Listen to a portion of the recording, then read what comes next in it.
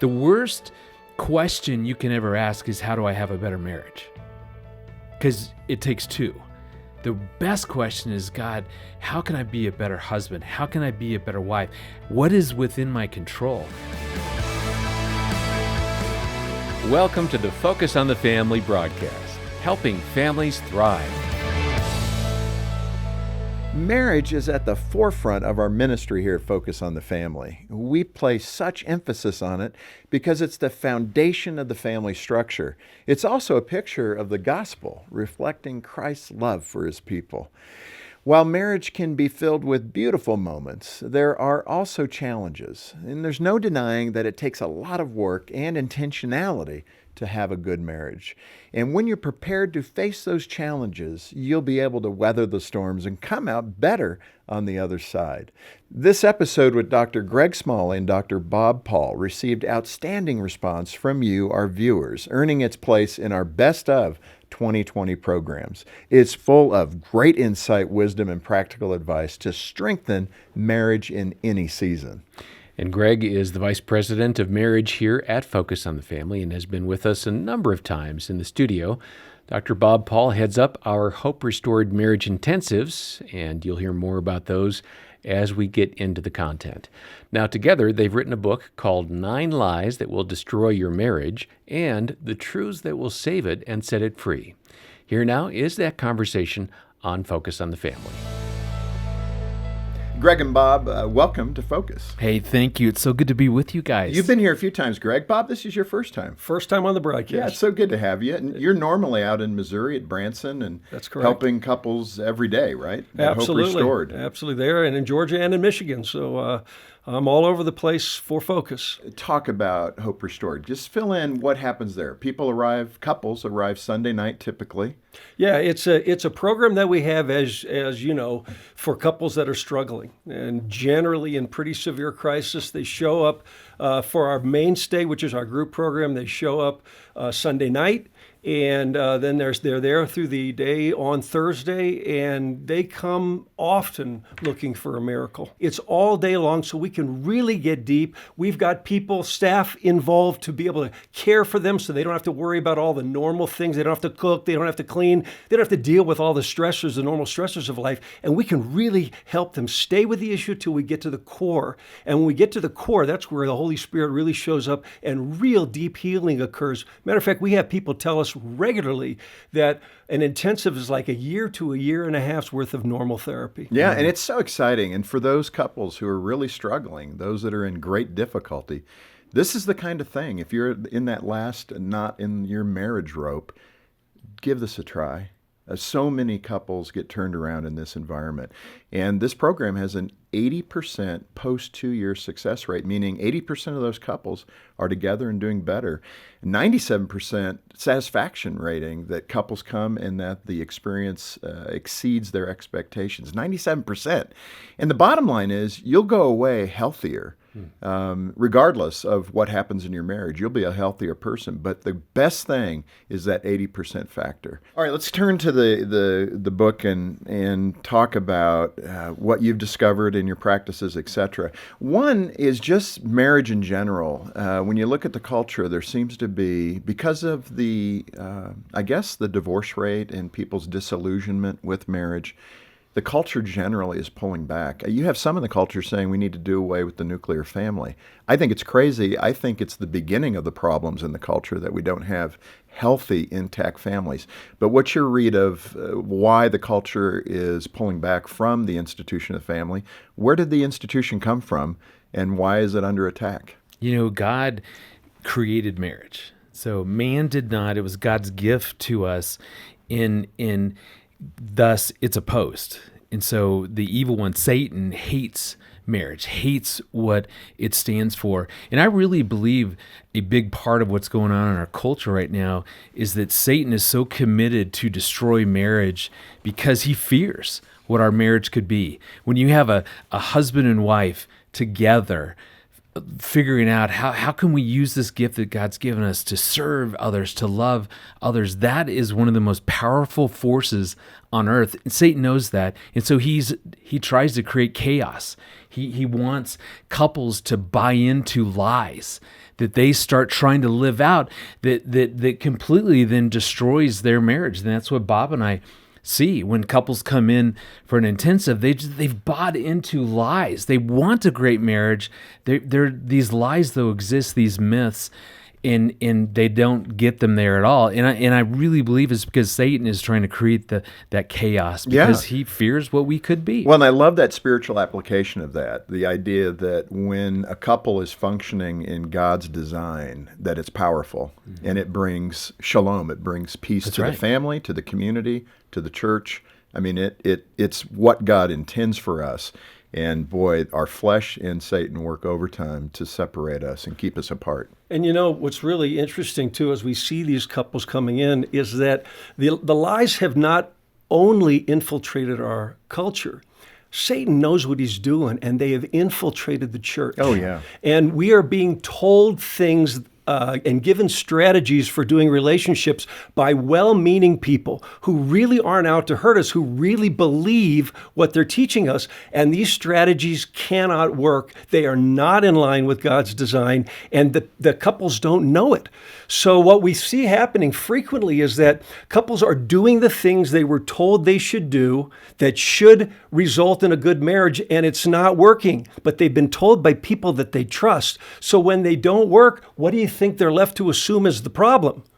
Well, they start pointing to each other. Well, it must be there's something wrong with me, or I got a defective spouse.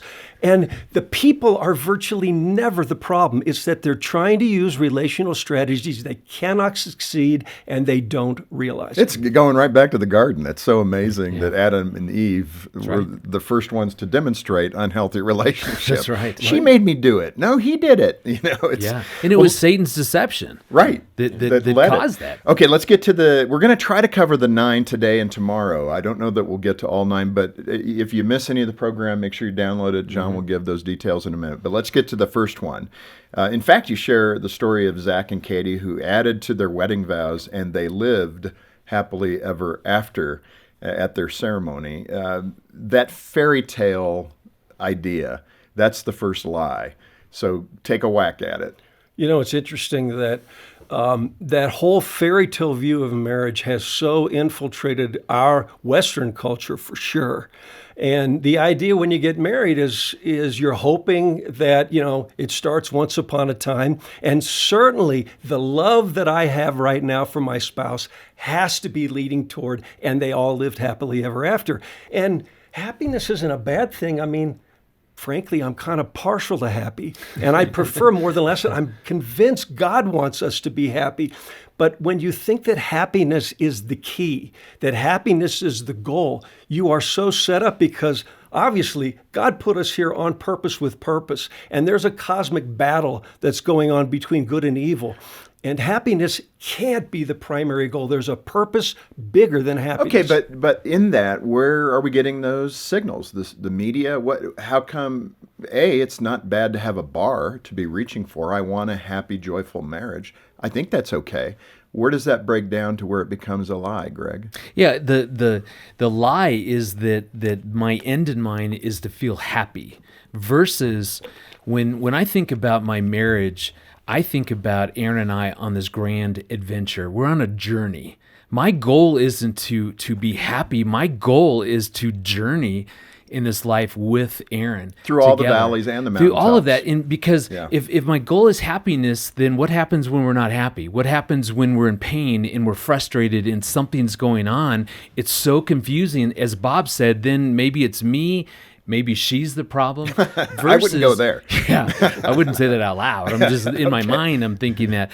But what I love when the goal is to be on a journey with my wife. 1 Corinthians 7:28 says that for those who marry, you will face problems.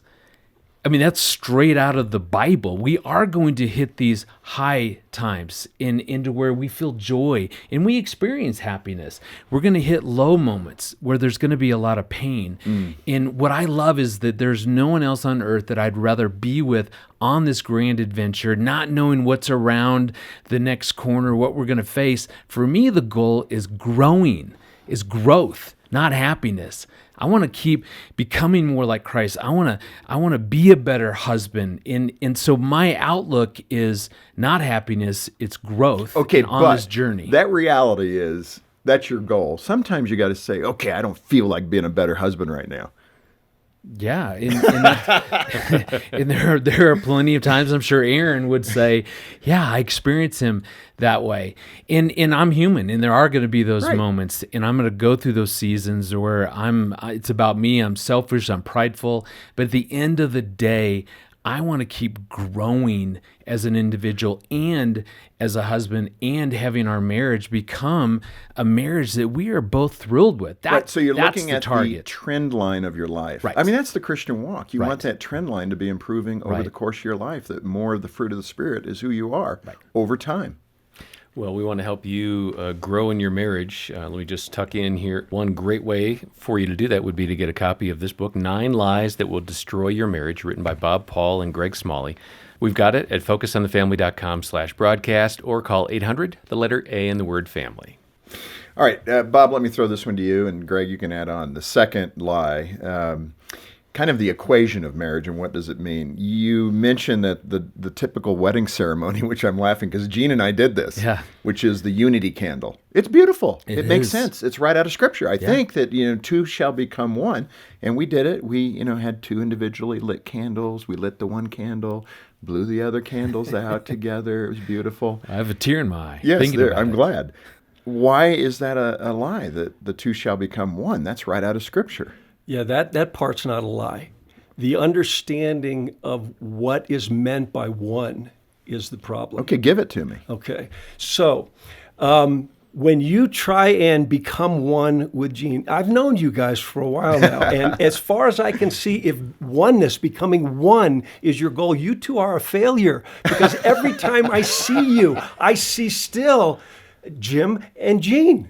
You're right. 2. We're not and the problem attached is at the hip. You're not the same. And one of the biggest problems is that because in English we use the word one to mean multiple things. In this case, to assume it means the number one, we're set up to fail. We can't become the same as one with our spouse. Oneness scripturally is meant to be unity. Oneness in spirit and purpose, not the same. And the other thing is that each of us were created by God on purpose, with purpose.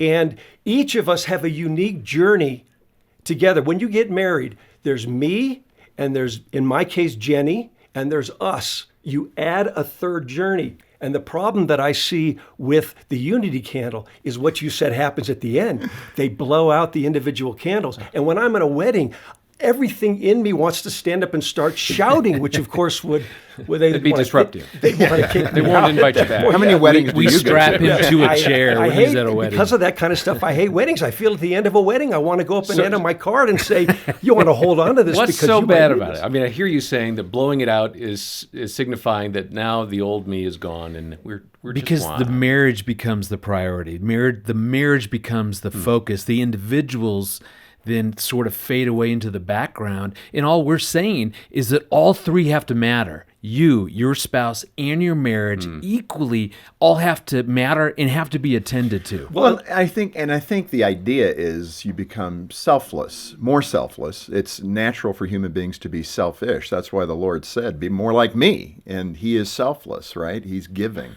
And I think that's the construct of it. Can we give more of ourselves to our spouses rather than take? And Bob, you had an example with you and your wife where vacations were sounded like a terrible thing, which is horrible that your I vacation. love He this hates example. vacations, But here's weddings. Here's a practical way you could work through this. Well, What happened? it's because we are, John, fundamentally different. And after almost 40 years of marriage, we are still fundamentally different. So vacations were a common problem for us because my idea of the perfect vacation is hanging out on the beach, doing as close to nothing as I possibly can.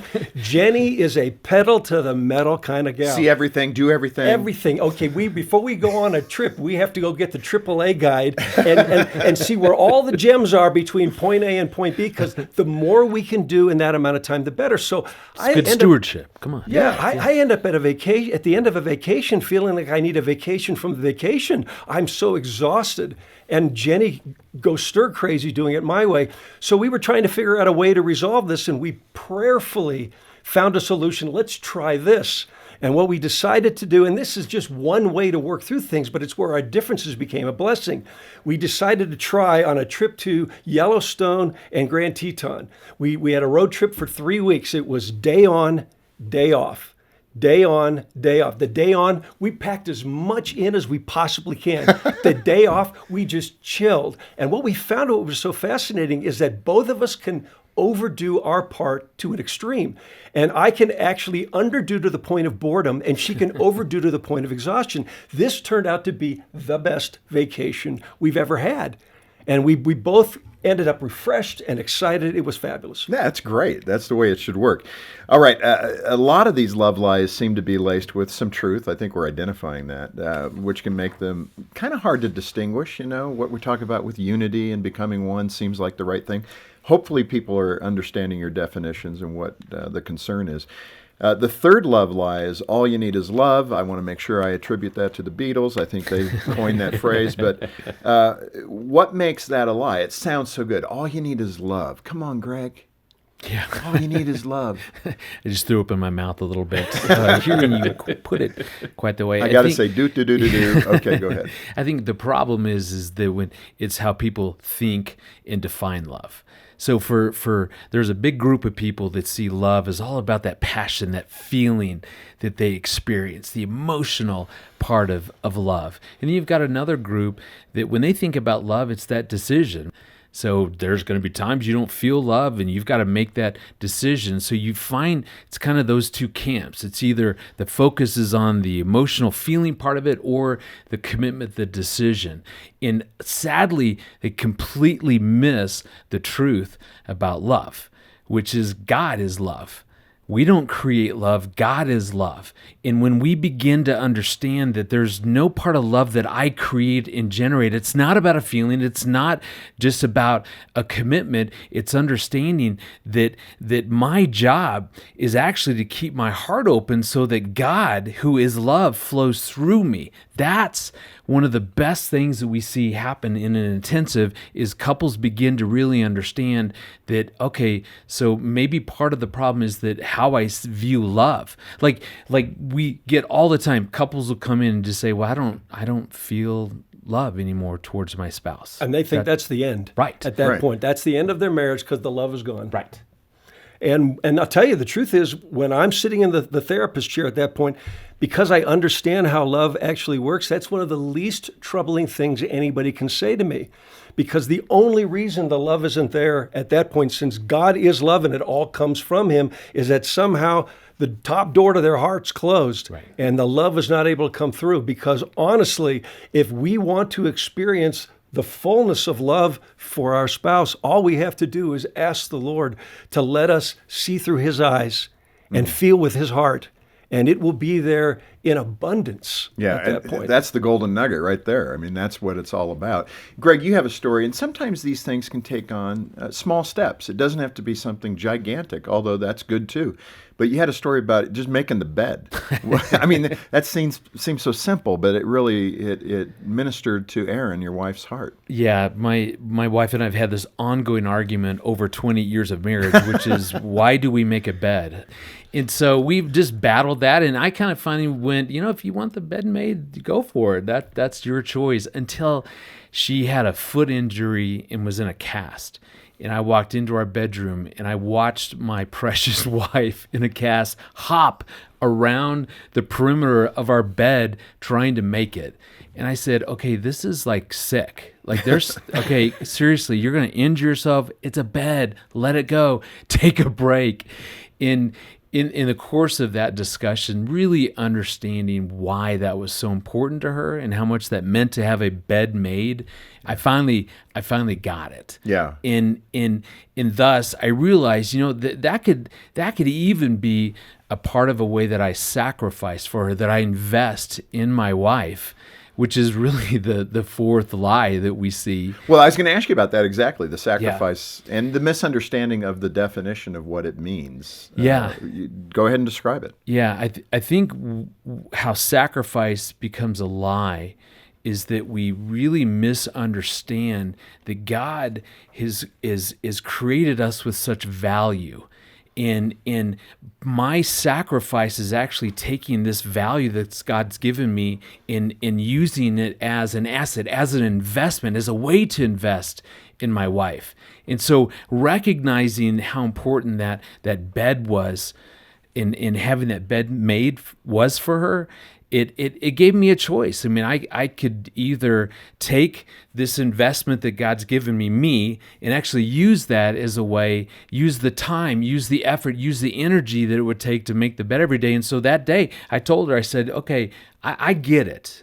Watching you hop around this bed, I get how important this is. I said, from this day forward, I'm doing that. It wasn't sacrificing who I was. It was me taking the gifts who God has made me in and offering that to my wife because of how valuable I see her and understanding my own value. Well, also, let me turn the table a little. We're four guys sitting at this table, and I want to represent at least Gene, but maybe women listening as well. Because I think women in this perspective, this is tough for them because they believe I have to sacrifice who I am for the sake of my marriage and my husband. So let's put it in that context from a woman's perspective, that sense of sacrifice. I gave up my career for the family. I gave up this. Speak to the need to kind of put that in perspective, how God sees that and what's healthy and unhealthy. Well, I think giving generously is what sacrifice is about, but it's imperative that we recognize who we are in Christ and that for the gift to be of great value, what's being given must be of great value. So to see yourself as less than in any way actually cheapens the gift when you really get the fullness of who you are and how valuable you are. And then you take that and you invest sacrificially in somebody else. Now you've given something of great value, your time, your energy, your gifts, who you are. And it's imperative that when we sacrifice, when we give sacrificially, it's coming from a place of value, not a place of valuelessness. But let me press you a little bit. Okay. So at Hope Restored, you're seeing literally hundreds, thousands of couples. Yes. How do you prevent that root of bitterness from springing up? Well, we want everybody that comes to really get who they are in Christ. And we work hard for them to see this is not about you being less than. This is about you being fully who you were created to be. Spread your wings and soar. A great marriage is always one that has room for us to grow into the fullness of who we were created to be and bring all of our gifts to the table. Codependency, I want a definition of that. And then lie number 5 is you must meet each other's needs. Now, generally, that seems pretty reasonable, but maybe not every need. That would be the issue. But talk about codependency. What's the definition of that? And then how does lie number 5 apply? Codependency really, as we look at it, now I know we throw around that term, and I'm known for speaking a lot of psychobabble based on my profession, and it's when we technically see our spouse as the source, that they are the source of what we need. And when I look to Jenny, my wife of almost 40 years, to be the source of my fulfillment, the source of my satisfaction, I'm putting a responsibility and a burden on her that is not meant for her, that God truly is my source, not Jenny. And it is in God that I'm supposed to find the fulfillment of my being, not in Jenny. Can Jenny contribute? Absolutely. Can I contribute to Jenny? Yes, but I don't want Jenny to be responsible. Actually, I found now, after all these years working with couples, that virtually all marriage issues are a result of misplaced responsibilities. Either taking too much responsibility for things that are not mine to be responsible for, or not taking adequate responsibility for that which is my responsibility. And what we want to encourage people to do is be full functioning adults. God created me as a grown man, not when I was a child, but as a grown man, fully responsible for the care and well-being of this temple, his temple, entrusted to my care, physically, mentally, spiritually, and emotionally. And when I looked to Jenny, I was a card-carrying codependent. When I met, I was wanting Jenny to take care of me, to make me feel whatever. And by God's grace, she is a lousy codependent. She was no fun to do that with. And that's really a big part of the intensives. In what happens for couples is they really start to understand the definition of an adult. And that's a person who is understanding it's their responsibility and doing the job of taking good care of themselves physically, mentally, emotionally, spiritually. That's an adult. I walked into my marriage and how this showed up, this whole idea of codependency, is I walked a big old wound into my marriage that I felt like a failure. Wherever that developed, at some point, I believed that I was a failure. So I wouldn't let her criticize me. She would say, hey, can we talk about something tonight? And I'd say, well, you're not perfect either. And she would go, what? Pass the potatoes. Yeah, like it may not even have anything to do with me. I was so hyper sensitive to feeling like I was making mistakes as a young husband or failing, that it became her job. And I worked really hard to make sure that she did everything right so that I'd feel successful. That's codependency. That's not her job. That was my job to work out between me and the Lord, and to own that, own those emotions, own that wound, and to do something about it. No, that's a good definition, and I'm sure about 50% of the audience is going, uh-oh, I'm in trouble. Bob, let me ask you, in the book you point to a 5-step care cycle. Let's describe that, then we'll move on with the other lies. What's the 5-step care cycle? Well, getting that it's my responsibility to care for me, we realized that we wanted to find for people, with God's help, we found a tool, a 5-step tool that people can use to figure out how to identify what truly they're needing and how to fully embrace the responsibility to make sure they are functioning on all cylinders. So it's a 5-step process we call the care cycle. It's 5 A's: aware, accept, allow, attend, and act. Now, we go into it in great depth within the book, and it's a little bit challenging to try and line it all out, but the purpose of it is to identify what's going on, what really is at the root of it, what am I really needing, and what am I capable of doing to make sure that those needs get attended to and met. It really is ultimately the key to empowerment. This is a way to fully embrace the power that God gave us, not to give away, but to use it well for our well-being and the well-being of all those around us. Yeah. Well, get in touch with us for a copy of this book, 9 Lies That Will Destroy Your Marriage, and we'd be happy to tell you more about our counseling services and Hope Restored, our marriage intensives. Our number is 800, the letter A in the word family, or online we're at focusonthefamily.com/broadcast. Let me hit a phrase and get your response before we move on to lie number 7, and that is irreconcilable differences. The courts kind of created this terminology, and you hear couples that are in a dark place use that phrase. We just have irreconcilable differences. I mean, you want to go, what? Everybody does. It's called being human. But, there are serious applications to that, where the fighting is terrible, the disagreements over whatever it might be. But speak to irreconcilable differences. Why is that so damaging? Well, when you even look at the word irreconcilable, it means incapable of being brought into harmony. And somehow exactly people, opposite of the gospel, right? And what the Lord wants. Right. And so that's the goal. That's what they're trying to figure is, how do we come into this harmony? And all we're saying is, listen, God created you on purpose with purpose. A part of that purpose is that differences. That's how he made us. We are so different, and that's a beautiful thing. Differences are never the problem. That's the beauty. That's the gift. It's how you manage them. And utilize them. Yeah. Right. And when I finally was able to see over and over again in my life and in the lives of the couples we work with that the differences are never the problem. God created them. And as soon as you try and make fundamental changes to who he created you to be, you're not just at odds with your spouse, you're at odds with the maker. Well, let's move to number 7. And that's the lie that if I just try hard enough, you'll see how wonderful I am. Man, my heart goes out. I think it's definitely not necessarily a gender thing, but I could feel a lot of wives, particularly a lot of women, have that desire because they want that bonding. They're made for that bonding. And they're sitting there going, if I could just do things better, I'm sure he'll love me more. Why do you got to be careful with that? Well, the lie is, as long as we have love And as long as we are committed to each other for a lifetime, that's it. I mean, we've got the necessary rung the bell. ingredients to make a marriage work. And that's why when Aaron and I were early in our marriage and we so were struggling, well, as believers, we were going to church. We had lifelong commitment. We loved each other, and it wasn't working. It was so confusing. And then one day I finally began to understand there was something else that was so important. And I actually saw this in one of those little roly-poly bugs, the ones that if you flick it, this little bug will roll up into this tight little ball. What's interesting is that if you try to take that bug and pry it open, you'll kill it.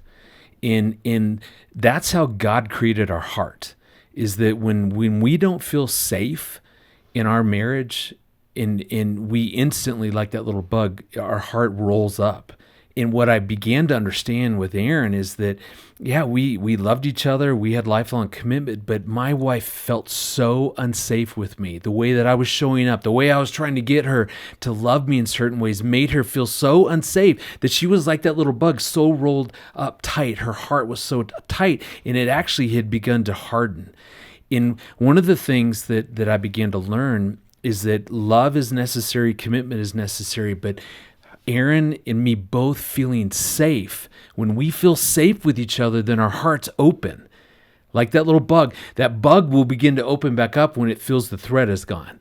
And that's why I never knew that. I never understood how important the idea of feeling safe. How do we create a marriage that feels like one of the safest places on earth? That became the goal. And that began a very different relationship for Aaron and I. Now we started to work on how do we create safety within our marriage.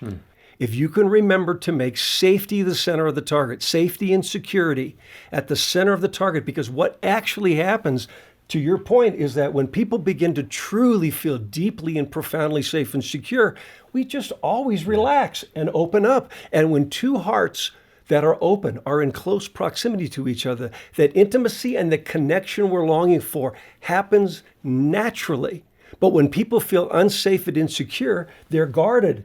And there's something that hinders, as a result, the ability to truly connect in that way that our hearts are longing for. Yeah. Moving to love line number 8, your love is driving me crazy. I think you have a story about that with a couple named Jeff and Michelle. So, and this relates to emotions. So connect those dots for us. What was their problem and what was the solution? Well, their problem was the same problem that I had early in my marriage. In what happened was that any time that Aaron would feel intensely about something, have intense emotions, I thought my job was to solve that, to fix that, to get her not feeling so intense and to feel better, to laugh, to whatever. And so my job became managing her emotions. I'll never forget the day that as Aaron came home and just said, "Man, I had a really tough interaction with a good friend of mine out of the blue, and she was frustrated with me, yelling at me," and instantly I jump in and say, here's what you need to do. You need to call her back, and then if you say this and frame it this way, and she finally looked at me and she said, "Seriously, do you think I'm an idiot? Like, do you think that I couldn't come up with that on my own?" Every time that I tried to move her away from feeling whatever, believing that, my job is to keep her from falling off the deep end, because as she gets so emotional, she's eventually going to, somewhere that's not going to be good. And it sent the message that, one, you're incapable of managing your emotions. It put me in a role of thinking I needed to do that. And therefore, we would always get into an argument. Yeah, it kind of created that codependency. Right. Yeah. Versus really learning a very, very different way. Instead of trying to fix her emotions, solve some sort of problem, get her feeling differently, what if I just started to care about how she felt? And then what if that became my goal? And I'm telling you, that's one of the greatest things that we see within the marriage intensives. And that what we've written in the book is a method to actually help couples, instead of trying to solve and get away from emotions. How do you actually embrace that so that you can use those emotions to feel a deeper sense of connection and intimacy? And Bob, you developed that heart talk concept. What is the heart talk concept? I think Greg's talking about it. Well, starts off, as Greg is saying, recognizing that feelings were created by God, every single one of them. There really is no such thing as a good feeling and a bad feeling, like it's a moral issue. There are pleasant feelings and unpleasant feelings, certainly, but they're not bad. They are data, feelings, and this, I'm speaking to the guys now because gals get this better than guys do typically. Feelings are raw data. They are they're informers. They're not decision makers because we've got our heart, which is the data center. We've got our head, which is the interpreter and the processor, strategizer. And then we got hands, which carry out the marching orders. If you haven't honored the data, you've got nothing for the processor to work with. You've got no good information. So, for instance, pain. It's easy to think that pain is a problem. Well, pain is telling you something important. If you feel no pain, you've got a problem. You can't care for this temple. So what we're saying is listen to the feelings and listen to them as important data. And Heart Talk is about hearing each other's hearts, honoring the feelings for what they are, not catering to them, not indulging them, but valuing them as critical information. And we teach people how to do that safely so that nobody feels that they regret sharing who they are and their essential vulnerabilities with one another. That is good input. All of these, they're really good. Yeah. Let's get to the last one. We're right at the end here. It's the love lie that surrounds compromise. Now, compromise sounds like a good thing in a relationship. I give a little, you take a little, and so on. Why is that wrong? Well, the problem with it is that there's always going to be a loser, or both of you will lose. And, and I believe that, one of my passions in life is I'm really big on winning. I will go to great lengths to win. And I couldn't understand why in my relationship with Jenny, every time differences would bump, that even when I got my way, I felt like I was a loser.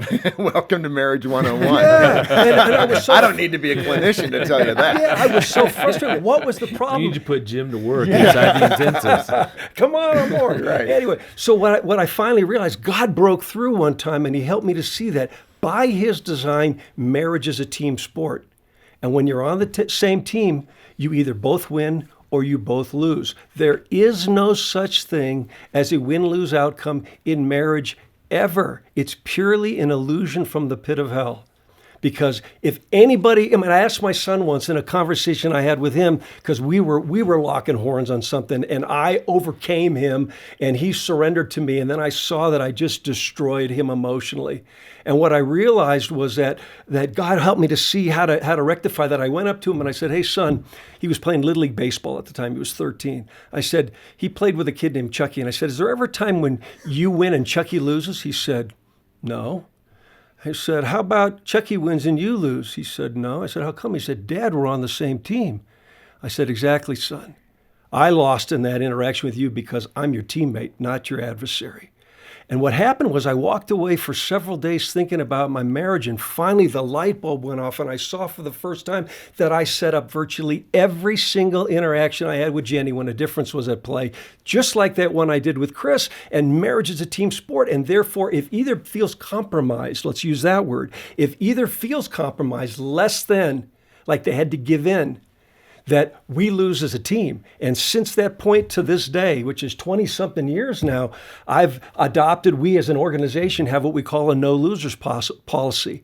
And I've made it 100% unacceptable for either Jenny or me to ever walk away from any interaction feeling like we lost, because if either do, we both do. It sounds impractical at some point, though, just to challenge you a little bit. And I like the winning side of being on the same team.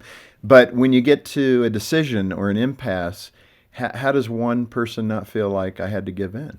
Well, you want to know the cool thing about this is that it seems like I've been on the front side of a difference with Jenny more times than I can count, where I said, "Okay, God, no way humanly possible we're going to come up with a win-win on this one." And to date, when we've used the principles we teach, I have never been right once. Now, I might have been right that there was no way humanly possible, but we serve a God who is devoted to unity. And if we get out of his way, he lives in a perfect, triune, unified relationship. If we get out of his way, he will miraculously at times take us to a situation we both feel great about. It might not be what either one of you imagined you'd settle for, at the beginning. But he will not leave a couple in disunity if we will allow him to take over and have his way with us. And I sat back at times and went, how the heck did you pull that off? That's it. We're right at the end. I love that statement. We're right at the end, Greg. I'll turn it to you for that couple, both a husband and a wife who are listening or watching on YouTube. And they're saying, boy, 3 of those 9 hit me. And they're feeling a little maybe distant now. What do I do? Tell them what they can do today to improve where they're at. Yeah, the good news, as Bob just said, we have a God that has given us this gift of marriage who so is fighting in your corner for your marriage. So no, you're not alone. He's always for you. He is, and we're for you. And we have amazing counselors. We have Bob and his clinical team within the Hope Restored program. The worst question you can ever ask is, how do I have a better marriage? Because it takes 2. The best question is, God, how can I be a better husband? How can I be a better wife?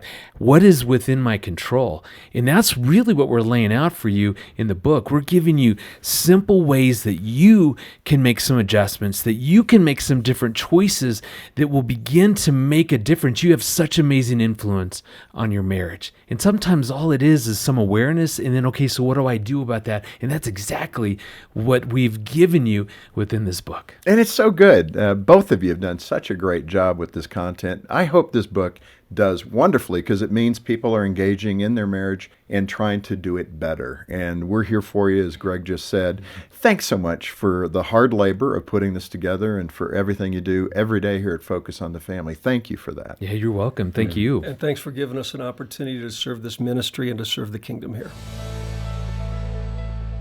And I hope you've been encouraged by the wisdom that Dr. Greg Smalley and Dr. Bob Paul have shared on today's Best of 2020 Focus on the Family. They have such great insight on relationships, and I'm sure your marriage has benefited and will benefit from their advice. Regardless of what season your marriage is in, these principles will make your relationship stronger and more vibrant. And we know marriage can be a challenge. If you're in a spot where you're struggling and you don't know what your next step is, call us here at Focus on the Family. We have counselors who can help you, who can talk with you about what you're feeling. We also have a number of really effective tools, including Hope Restored, our marriage intensives located in several parts of the country. These are for couples who are in deeper trouble. Maybe you've reached what you think is the end and you're considering divorce. We want to help. Our research shows 4 out of 5 couples who go through Hope Restored are still married 2 years later and have a much higher level of satisfaction in their marriage. Let me share with you what one participant told us after attending Hope Restored with her husband. She wrote, "My husband and I truly received a miracle here.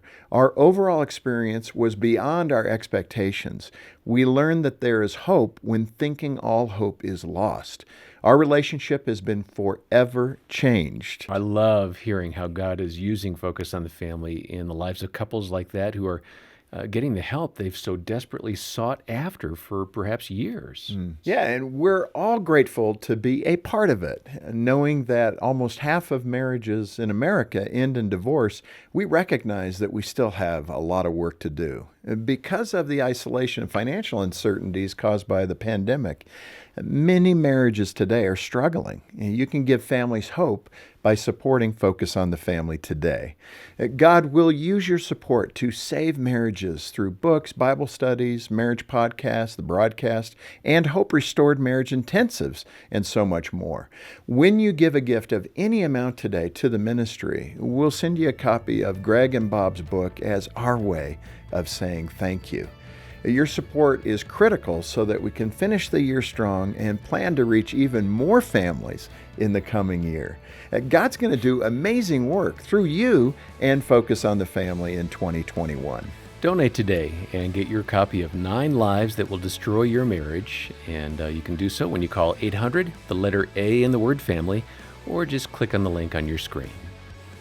On behalf of Jim Daly and the entire team here, thanks for joining us today for this Best of 2020 episode of Focus on the Family. I'm John Fuller, inviting you back next time as we once again help you and your family thrive in Christ.